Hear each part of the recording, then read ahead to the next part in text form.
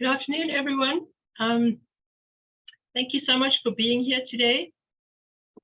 Before we get started, there's just a couple of introductions and housekeeping items. I'm Linda Jacobson. I'm president of CASCMA, and I'll be moderating the webinar today. The Canadian Animal Shelter and Community Medicine Association, CASCMA, used to be the Ontario Shelter Medicine Association. In late 2022, we expanded to become a national organization and to include community medicine, which is increasingly a focus for animal shelters. We aim to provide a collaborative networking space for our members, promote best practices, and provide CE opportunities for Canada. Our voting members are veterinarians and RVTs, and we've expanded our associate memberships to include anyone who's interested in shelter and community medicine. You can become a member or donate to us through the website cascma.org. Please will you type your questions in the Q&A, and we'll get to as many as we can at the end of the presentation. Also, please note that this webinar is being recorded.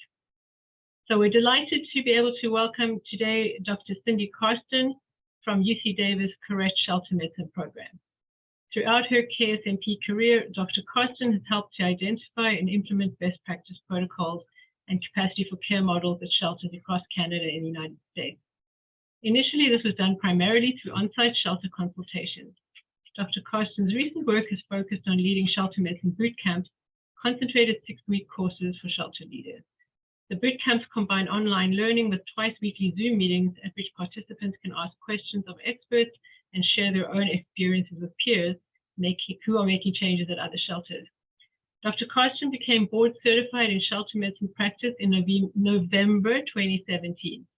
The main areas of interest include teaching and mentoring undergraduate and veterinary students, working with shelter leaders on change management, and providing accessible, affordable veterinary care to those who seek it. She also continues to work to understand her role and that of animal shelters in increasing awareness of social justice issues and implementing policies to bring about equity. A role important to her is serving as a board member of the nonprofit Mercer Veterinary Clinic for Pets of the Homeless and Compassion Without Borders. Thank you so much for agreeing to speak on this very important subject, Dr. Karsten. Well, it is my pleasure. Of course, I always wish I could be in Canada, but not this time. So thanks everyone for joining us today, joining me to talk about something that was really fun. I will say fun, but just a real honor to be a part of was updating the ASV Guidelines for Standards of Care in Animal Shelters. The first update. So we now have a second edition, which is very exciting. Just let me get myself sorted out here. Okay. So I just want to share a bit today about how we went about updating the guidelines, what the process was, and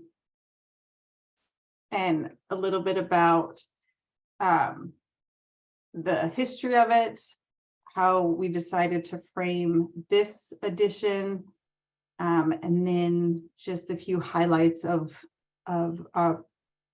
what turned out because of a lot of things, which we'll discuss, how this second edition turned out to be a little bit different than the first, but still the underlying principles of it and its overarching goal remain the same. And then just a little bit about how we hope these guidelines can be used and help each and every one of you in your work every single day. So hopefully, all of you who are veterinarians and registered vet technicians, or whatever the wonderful title is that you have for those folks in Canada, are members of the Association of Shelter Veterinarians. It is only $80, that's US, annually, to be a member. We have a great listserv. There's an active Facebook group. The guidelines are obviously accessible to anyone, as are our position statements, but there's lots of continuing education opportunities and all the good things. And this is not this is not like an infomercial for the ASV guidelines, but it is the organization that organized the original document and the editing of this document. So just wanted to share this as a resource for everyone. If you're not a member, please join us. And what's really exciting is we do have our own journal now, which is where the guidelines are published. But other exciting things to come in the journal. The original guidelines were written and published. It was a multi-year project endeavor that was finally published in 2010. And while sheltering has evolved substantially in this last decade since the original document came out, the second edition that just came out that I worked on shares the same fundamental goals as the original document. And that is to set common standards for the care and welfare of companion animals who find themselves in shelters. And this is based on scientific evidence and expert consensus. These guidelines are guidance that will help animal welfare organizations reduce crowding, stress, and disease while improving safety for both the animals and people there. This is a tool for all animal welfare organizations and communities that is accessible to everyone. It references for creating regulations and statutes that will impact sheltering and gives benchmarks for organizational change. It has guidance for animal housing in existing facilities, but also as you could look to design a new shelter. And it is a living document that responds to developments that we have in shelter medicine and animal care research and practices in general. So the guiding principle of this document is still to meet animals' physical and emotional needs, regardless of an organization's mission or the challenges that they may face in meeting them. So why guidelines? Why did we set out to do this? And it's because we want to have something that we can reference so that we can understand what communities expect from us, what the industry expects from us, and then vice versa. A tool we have to communicate what those expectations are to others. With so much going on every day in our lives, to help ground ourselves in understanding what is really most important, and then of what's most important, like, well, what the heck do we do with that? And it gives us common language to use when we talk about things, that this is a resource to look to on the language that we can be using to help bring about a shared understanding. And then really help us understand our role that we play to support the animals and the people in our communities. And then to help elevate the welfare of not just animals, but also people who are providing the care in shelters.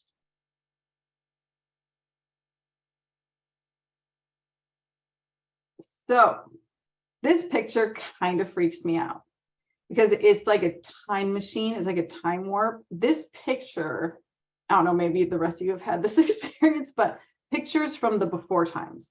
This picture was taken in January, the end of January, 2020. Who remembers that time? It's a little bit going on. This was one of the last trips I took before seemingly the world changed forever. So it's very strange. Like we were all in the same room together, potentially spreading things to each other. You notice there are no masks.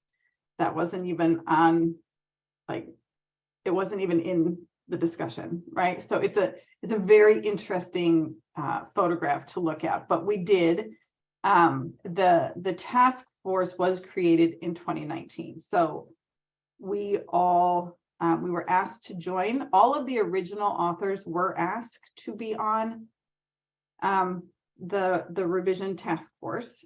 5 original authors chose to be involved, and then they picked 14 new authors. I am one of the new members. And they tried to get a variety of expertise, different geographic locations, roles, different types of shelters. Because what I realized, something I've always realized, but it became so apparent in our conversations, was that when you have a conversation about something and everyone can picture in their mind what we're talking about, but that picture is drawn from our experiences, right? So we can talk about housing, and I will picture all the housing I've seen in animal shelters and what is important to me based on that, is what I'm going to bring to the conversation. But then recognizing that I have 18 other people in the room who all have their own picture of what's coming to mind and the most important things based on their experiences. And it's really fascinating as we discussed and listened, and you're like, wow, I didn't even think of that, because that's never been my experience. So it was a real phenomenal, if I can use that word, exercise in active listening, and really, trying to live and understand someone else's experience, and how we can, write something that addresses all of those. And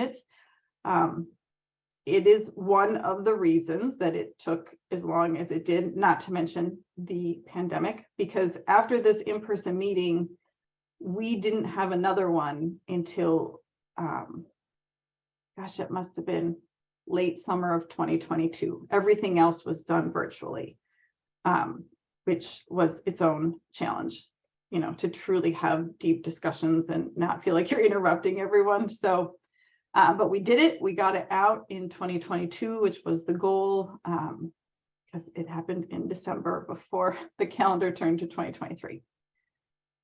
So it did get shared with all of the original authors, with ASV Board of Directors and a few stakeholders, not necessarily to get approval, but to share and to allow to bring up any, like, did we just really miss something? Is there something that in here that would cause you to not support it? And there were a few things, and we got some really, really helpful feedback, and then made final revisions that allowed us to get this out at the end of 2022. So it was, I'm so grateful to have been part of the process. There are definitely parts of my life that I was like, wow, I will never get that back, but it was a phenomenal investment of time, and really proud of what the final product was. These are all those lovely, lovely individuals who were in the photo. Those are the task force members who were part of the revision. And again, just to keep in mind that these were our guideposts as we wrote them, as what the goals for this document are. And it is really a go-to. So when we have questions and we're not sure which direction to even go, or where, like if we're falling off too far, that this is a document that we want everyone to think of as their go-to to at least get started, to figure out what direction it is we want to be going. And again, at its core, what this document is for is that we ensure we're meeting the physical and emotional needs of every animal that comes into our care systems, and regardless of what our mission is or what the challenges are that we have in meeting them. So a couple things that are new in this edition, the second edition compared to the first, is that the first one was very grounded in the 5 freedoms. This one, we decided to switch it over to the 5 domains, because that's in recognition of a need to not just avoid negative welfare states, but actually promote positive experiences. And so we'll go over that a little bit, because you're like, tomato, tomato. Not exactly. That shelters very much have a role in keeping pets out of shelters, and that there are things we can do, active things we can do to help with this versus just not doing some things to avoid this. And so really emphasizing that more than it was in the past. The behavior section of the guidelines probably had one of the biggest revisions to it, mostly because of all the research and experience that's taken place around assessments and how they're not really predictive at all. And so instead, what can be done and what we can expect from doing that, right? So lots of new language, lots of new references for the behavior section that we hope is really helpful to keep animals moving through our shelter. And then a bigger focus on people. This was really important to all of us. Both people who come to shelters to seek our assistance, but also all of you, all of us, the people within the shelters. And there are 2 new sections that were added. These sections did not exist at all. It's one on forensics and disaster response. So we tried to not make the document a lot larger by adding these 2 new sections, but there is maybe a few extra pages over the last edition. So as a reminder, the 5 freedoms. This was our guidepost for the first set of guidelines, that for every animal that comes into the shelter, they will be afforded these 5 freedoms. And these were grounded in actually agricultural food animal production. That is where these came from. And they're great at identifying and reducing negative welfare states, right? Avoiding that. But what it doesn't really go the next step, because the absence of negative welfare doesn't necessarily always equate to a good quality of life. So just a quick example here. Our friend Taco. Okay, Taco has found himself in a shelter, this shelter. Now, he is given food and he is given water twice daily, always fresh water. So he's not necessarily hungry or thirsty. Those are being met. He has seemingly a comfortable place to rest, up off the floor. Let's just assume he's had a medical exam, so he's not in pain. He's not obviously injured or sick at this particular moment. Fear or distress isn't currently giving us some real overt signs of that. He's a very alert dog, but seeming to be coping. And he can walk around, he can sleep, he can jump, he can bark. So he can express a fair amount of normal behaviors.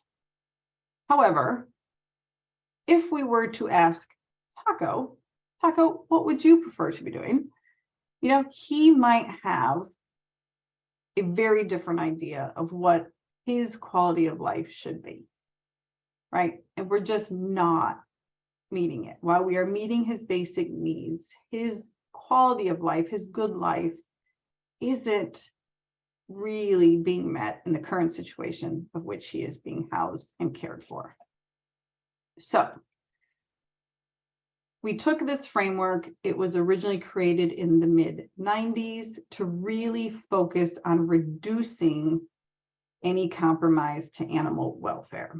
And that was really the context of which this was created was in research and testing animals who lived in that environment, but it works as a really good model in animal shelters as a tool that facilitates systemic, structured, thorough, and coherent assessments of the experience of an animal and their welfare, and then being able to really decide where there's any compromise and how it can be enhanced.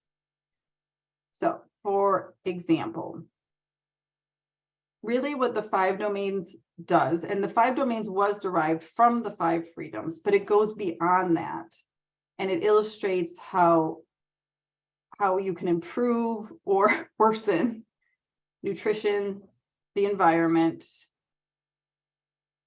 health, behavioral opportunity, how all of these feed into the animal's mental state, which does inform their overall welfare. So it's all how it feeds back in to their welfare state. So this model, we felt, does 2 things over the original model of just the 5 freedoms. So first of all, it gives a spectrum for each of the domains. Each of these domains here, nutrition, environment, health, opportunity, mental state, they all live on a spectrum. So for example, allowing not just for the absence of pain, but also including a feeling of comfort and fitness, right? So it's not just freedom from pain, it's also ensuring that there's a feeling of comfort and fitness. The second thing that this model does is it illustrates that a positive welfare state can still occur even when one or more of the important basic needs are not completely satisfied. So a quick example of that would be a cat that's healing from a pelvic fracture who's on cage rest, which means that they have restricted agency, restricted choice of what they can do, and seemingly potentially a bit of pain, right? But that animal may still have an overall positive welfare state because they could be treated for their pain and housed in an enriched environment, such as a foster home. So they might not be able to express all their natural behaviors, but their other needs are being met, and it's just in a short time to get to a place where they'll be able to have their full life back again. So that would be a case where, like, the 5 domains are still achieving their positive welfare. And then also knowing that being in a negative mental state is also possible, even if only one need is unmet. So for example, you could have a really well-fed dog who always has access to water. So like, think about Taco, right? He was physically healthy, but if we can confine animals long-term, and for purposes of this document, long-term is considered anything more than 2 weeks, we really restrict their agency, right? Like living in a kennel, there's only so much choice we can give, and this can have profound mental distress and an overall negative welfare on animals.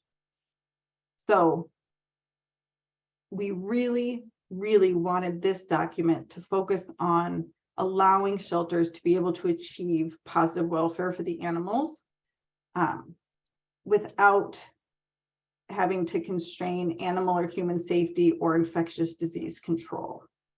So we hope that shelters can look at their existing practices and where they hope to go in light of the 5 domains, and identify ways to tip the balance towards a positive well-being, not just avoiding a negative well-being for all the animals who come into our care. So that is, oh my gosh, I forget when I put on animations. I should just have this all there. There they are, the what it is that the 5 domains does. Okay, it's all there. Okay, so just like the first edition, all the action statements are going to be in one of 4 categories. They're either going to be an unacceptable, a must, a should, or an ideal. So again, the idea behind using this document is that all the unacceptable statements, anything that is an unacceptable in the guidelines, needs to be addressed immediately. It is unacceptable to be doing certain things. Then sorting through the musts and the shoulds by importance for your organization if they're not being met, and then how easy they are to implement, because it won't all be the same. And then the ideals should be incorporated as much as they can be, as much as resources and time will allow. So all of the action statements are things that can be done, and we can sort of check off as we start to achieve them. And this is the scope of this document was probably, it definitely was one of the hardest things to keep reminding ourselves of as we worked on it, and what definitely had the most discussion, because it is not lost on anyone who was on the task force that shelters, they're almost like the canary in the coal mine, right? What is happening in a shelter is usually, quite possibly always, a reflection of what's happening in the community. And when a community is struggling, it tends to be that so is the shelter, for reasons that have become much more clear as of late. And so it was really hard, as people who recognize this and want it to be different, really want to be able to live in a place where shelters almost become obsolete because people have everything they need to be able to care for themselves and their animals, knowing that that's what we need and having very little ability to change a lot of that. And so what we had to keep reminding ourselves was all that is extremely important, and all of that needs to be worked on. But this document is not the thing that's going to do that. This document is going to ensure that the animals that find themselves in our care, that hopefully have been evaluated and helped in other ways, so they didn't need to come here, but for the ones that do, that this document will ensure that they get the care they need, that they get the positive welfare afforded to them. That's what this document is about. And it's not ignoring all the other things that we need to work on as people in our communities, as people who believe in finding equity, in supporting all people, regardless of who they are and where they come from. But this document doesn't solve that. It acknowledges it, but it's not meant to solve that. So we had to keep reminding ourselves of that. It does show up in this document in places where it intersects both with animals coming into our care and thinking about policies for how and when and all the ways we can help animals leave. But the focus of this is, what we can do to help both of those things, but while the animal is with us. So this document is the what and the why, what we need to be doing and why it's so darn important. But this is not an operational document. while it does give you some tips and tricks and hints of how to achieve them, this is not a how document, because how it gets achieved for everyone could look a little bit different, and we don't want it to just be one way. That's too restrictive, but it's what we need to work towards and why, and then the how becomes, that's what we get to work on, figure out how it's going to work for our organizations. And the main focus is dogs and cats, not that we don't care about the other ones. It's just that is the majority of the animals that come into our care. It's what is most studied. It's what we as experts know the most about. So that is the main focus. I mean, it is the scope of this document. Many of the things that are in this document do transfer to other species, but species-specific things for animals other than dogs and cats will need a separate source for how to achieve what the guidelines say. And I just think it's really important that we acknowledge what was happening in the years that we worked on this document. I think it even becomes sort of mind-blowing to think about what even my beliefs were and what life was like at the start of this process. And it's almost like all of this was recognized, but it was amplified in the last few years. And I'm grateful for these things, as difficult as they were. I'm grateful for what I learned from them and how we were able to bring this into our work. And the climate events of what we are finding ourselves responding to, even crises we've never responded to before, or crises that are just amplified over what we've responded to in the past, was one of the main reasons that the the disaster response section was added, because we have found ourselves playing a larger role in that, mostly just out of need, because events are happening that have never happened in the past, or at least not to the level that they're happening now. And then just, I was always aware of the role that this field that I care so much about, the role it's played in systemic inequalities and issues. But I was not aware to the extent that it did. So that was definitely amplified for me and showed up in our discussions a lot more. And really, to the extent that this could, within its scope, address some of those. And then obviously, the pandemic changed the way we shelter.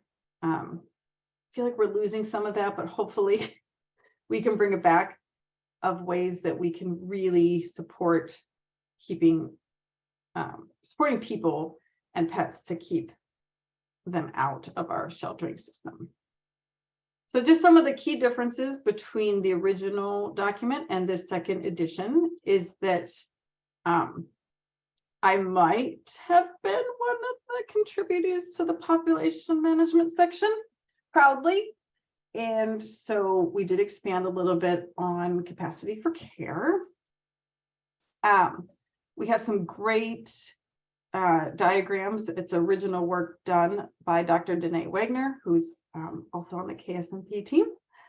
And so some wonderful illustrations for housing setup, for low stress housing for both dogs and cats, that we hope is helpful to people. Some very simplified vaccine guidelines for what recommendations are for animals entering shelters. The surgery section now includes dentistry, because as veterinarians, we very much recognize that that's become an increasing need. Not to say anything that spay-neuter has been decreased in importance, just elevating the importance of dental care that we have all been seeing in our animals that come to us.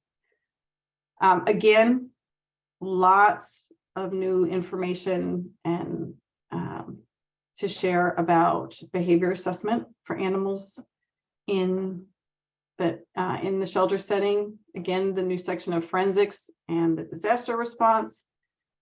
Lots of appendices, information that is new. We have a glossary, and again, the checklist in the PDF form is out. The sortable Excel sheet is not yet out, but that is coming soon. And then all the references that we looked at in the citations that helped create this document are all in there.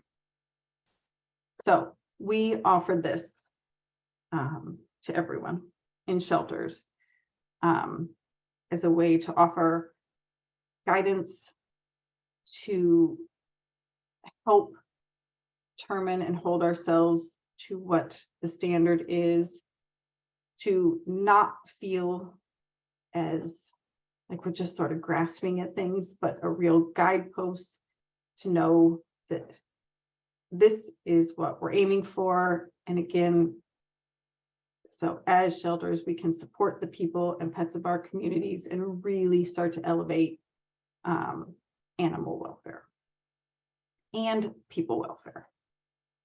So again, it can seem overwhelming to use this document. I mean, she's a good read, but she's, not teeny tiny. Lot of great information in here. So when thinking about, well, where do I even start with this? It can be overwhelming. How do we set the priorities to improve our operations and our facilities? Well, start with the unacceptables.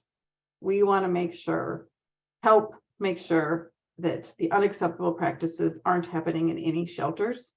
So take a look at those, see what they are, and address those immediately. Look at the musts and the shoulds for how important they are. And a lot of these you're probably doing already. You can already check them off, which feels great. The ones that aren't checked off, that's what we need to sort through and decide in terms of importance and ease. How can we start to address those and then work in the ideals as much as we can. Again, there is a checklist. This one exists, the PDF. So for what the checklist does is it lays out all the actionable items in the different sections. And if it's a must, a should, or an unacceptable is all been highlighted.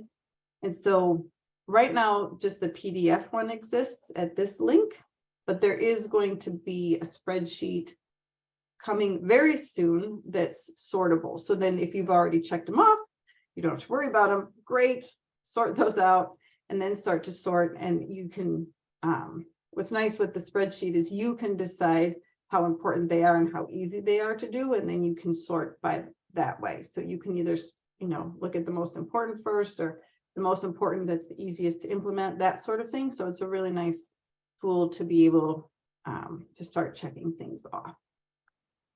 Lots of supplementary resources. This helps with starting to get to the how, right? So we have sample protocols and decision trees that help take us from the what and the why into the how. But that's all just samples and examples to help with the implementation, and then some case examples. Lots of other resources out there, textbooks. The first three are already in their second edition. It's great. We're trying to keep all this information up to date. So other places to look at as you move from the guidelines and what they say to how to get it implemented. Okay, so with that, I have talked enough. I do have information on highlights from each of the sections, but that can get a little dry if I just go over it. But all of these, I'm happy to make all of these slides available. I will send them to Linda so they can be available, and you can read through what the highlights are from each section. So the biggest changes and just what we found were really important from each section.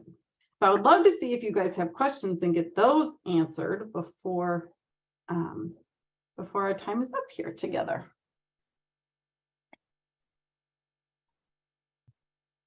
Thank you so much, Cindy, and what an amazing achievement these new guidelines are. And I love that there are checklists and spreadsheets to make it really practical for us to try and comply with the guidelines as much as we possibly can. There are a couple of questions. The first one is there a plan or timeline to create guidelines for other species? Oh, this is like one of those where I don't want you to shoot the messenger. Not that I am aware. That being said, I have colleagues involved in a rabbit working group. It's not an ASV guidelines group, but it's a working group for rabbit housing and protocols within the shelter. So that will be coming hopefully end of this year. Other species, I don't have an answer. Not, I mean, it's not in the works that I know of, not at least by the ASV. Okay, the next question is, where can I get a copy of the revised ASV guidelines? Oh my gosh, so that's the, okay, most perfect question ever, because like this is what should have been like on every single slide, was like, you know, the website. So if anyone is near the Google, if you Google ASV guidelines for standards of care, you will find the address. And if someone could share that in the chat and do my job for me and make it very clear of where this lives. It is right there. It is downloadable. It's accessible to anyone.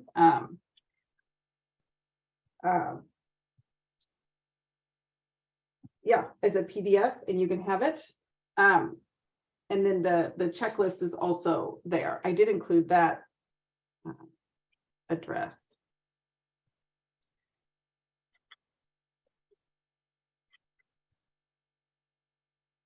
Great, thank you. And Kathy Duncan has also sent a copy of that, which I've put in a link. It's a slightly different link, but you'll get there either way.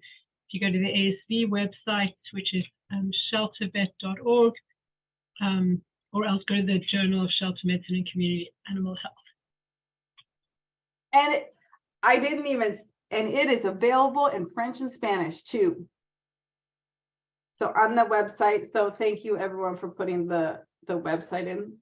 I'll be sure to add this to every single slide from now on. But there is a French translation and a Spanish translation on there as well. So it will be translated into other languages as well. This is the 2 so far, because we really want this to be accessible to as many people as possible. That's a very important value for us. But if you scroll down, it is translated.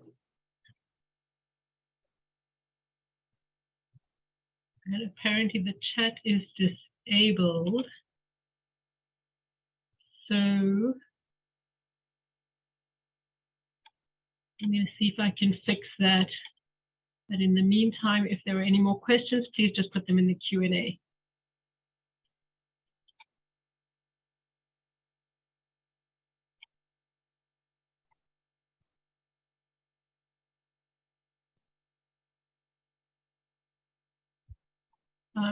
All right, there's a question here. What would you say are the biggest changes from the 2010 guidelines?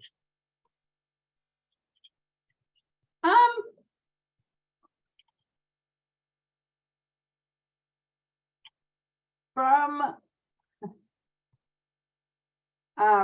the behavior section, for sure. That one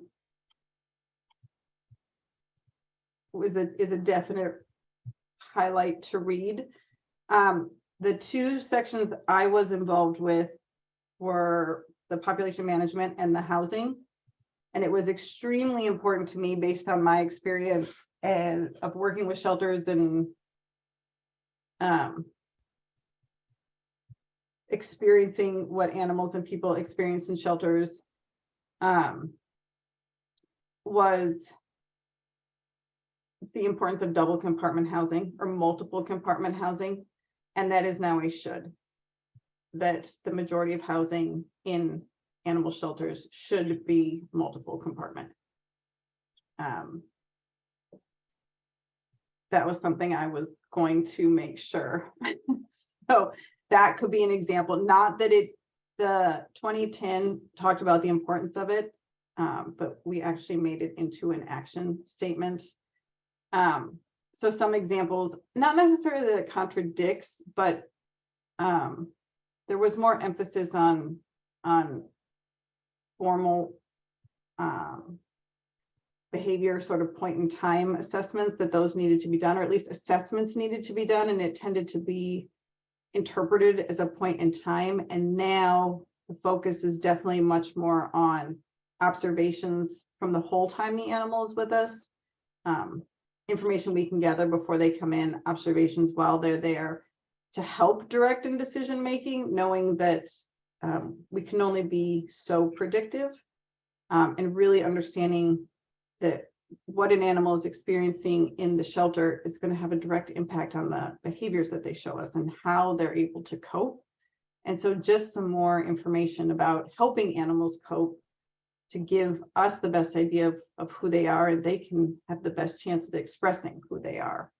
So that's not necessarily that they're contradictions, but just expanding on and being like, maybe this way is more appropriate. And then, well, another example from the I didn't actually want to put in the 15 minutes per animal per day for care. While we do mention that, we definitely expand on it, that there's a lot more to it when looking at our capacity for care, and just the importance of looking beyond that and all that we need to do for animals. And so that's just very much a baseline, and sort of going into more of how to determine our capacity for care for that. So I hope that starts to answer sort of some of the changes from the previous document. So nothing huge. However, I will say, while we all appreciate the original document, do recommend getting the updated one as a go-to reference. And there's a related question. Are there any changes in 2022 that contradict things we were doing in 2010? And are there examples of that? That's such an interesting question. Oh, well, that's what I was just answering. Did I not answer it? I guess it was, I understood the first question was more, what are the differences? And then the second question is, is there anything that really contradicts? Is there anything in 2022 that contradicts anything from 2010? Yeah, so that's what I was trying to think of, like contradicts, not really overtly, again, like it talked about the triangulated space. We left that out for cats, right? That you need so much distance between each one. While we put in guidelines for space, and that multiple compartment housing now is a should. So not that it contradicts it, but it goes beyond, because that was really important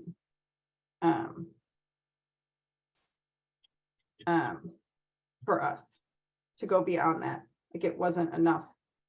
So that's sort of it. I can't, again, I will send out these, like the highlights of the sections, and a lot of these, what the highlights are would be changes that happened from the first edition, to help answer that question. I hope that. Thank you. Yeah. All right, next question. How has assessment changed in terms of what animals should come into shelters? Oh boy, that's a whole discussion that's a whole webinar on its own. okay. To me, the biggest thing that I have come to appreciate and that we had a lot of discussions about was historically when I had worked with shelters and when a lot of times when we felt like we needed to have some control on intake, the recommendation was to not take owner surrendered animals. I no longer feel that way. The guidelines have been structured such that recognizing the importance when someone comes to you in crisis, the ability to be able to help them, and that many animals who we have referred to as stray don't necessarily need our help. They may need help to get home, but that doesn't need to involve the shelter. And it's certainly because the shelter tends to create barriers to them getting back home versus facilitating them getting back home. And when we bring in too many animals that didn't actually need our help, we're not able to provide care to the people and animals that truly are in crisis. So I think we've placed too much emphasis and on helping where we're not necessarily needed, and that other people can facilitate that help, and that the shelter should really be reserved for those who have no other place to go, because just being separated from your home temporarily doesn't mean you're in crisis or you need our help. So that's one of the biggest things. That's not, I mean, that whole discussion happened in the guidelines. It's not laid out exactly that way, but really putting more emphasis on return to home and how that can happen without shelter admittance, and then leaving and having resources and leaving space and time and energy to help people when they really need us. So just being much more intentional about that in terms of assessing who needs to come in. Thank you. Will there be any planned outreach to non-medical shelter leadership with these guidelines? Many times, conflict in shelters stems from a lack of understanding or knowledge between admin and vet staff.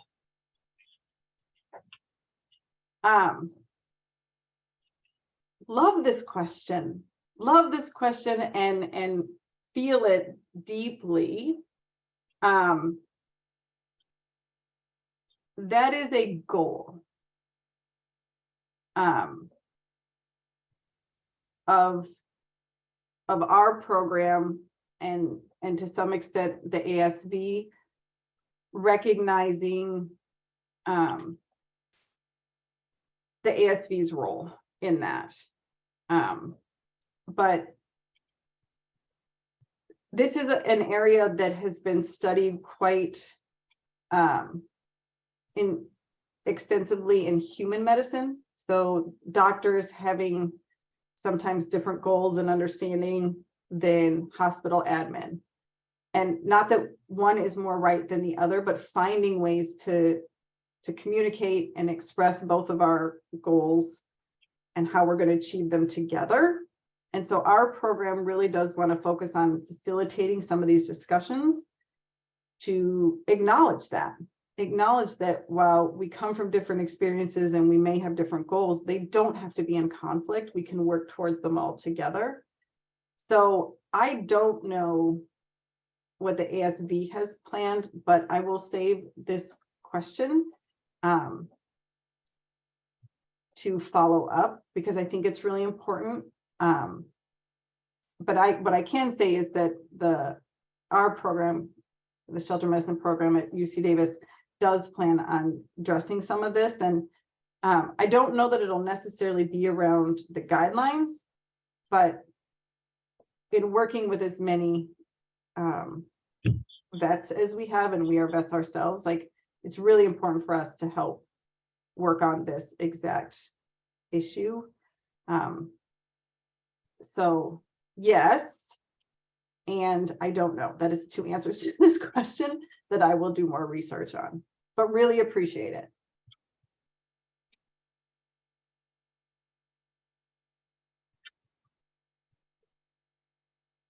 Well, thank you so much, Dr. Karsten, and not just for this presentation, but for being part of this amazing group of people who've given us this incredible tool.